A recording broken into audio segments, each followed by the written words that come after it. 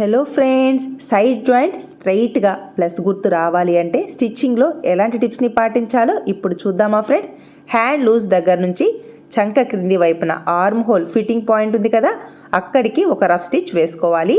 ఇక్కడ స్టిచ్ వేసేటప్పుడు చంక క్రింది వైపున రెండు వైపులా స్టిచ్చెస్ అనేది ఒకదాని మీదకి ఒకటి వచ్చేలా ప్లేస్ చేసుకుని ఇక్కడ ఒక రఫ్ స్టిచ్ వేసుకున్నాము అంటే చంక క్రింది వైపున ప్లస్ గుర్తు ఇలా నీట్గా వస్తుంది.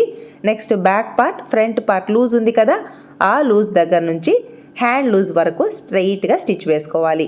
ఇక్కడ నడుం లూజ్ ఎంత ఉందో మార్కింగ్ ఇస్తాం కదా, ఆ మార్కింగ్స్ టచ్ చేయాలా ఇలా నీట్గా స్ట్రైట్గా 3 స్టిచ్చెస్ వేసుకోవాలి. ఈ సైడ్ జాయింట్ చివర ఖర్చు ఉంది కదా, ఈ ఖర్చు ఫస్ట్ నుంచి చివరి వరకు ఒకే విధంగా ఉండేలా ఎక్స్ట్రా క్లాత్ అంతా నీట్గా కట్ చేసుకోవాలి. ఇలా ఒక సైడే కాదు, సెకండ్ సైడ్ కూడా సైడ్ జాయింట్ని ఇలా స్ట్రైట్గా స్టిచ్ వేసుకున్న తర్వాత చూసారా ప్లస్ గుర్తు ఎంత పర్ఫెక్ట్గా వచ్చిందో.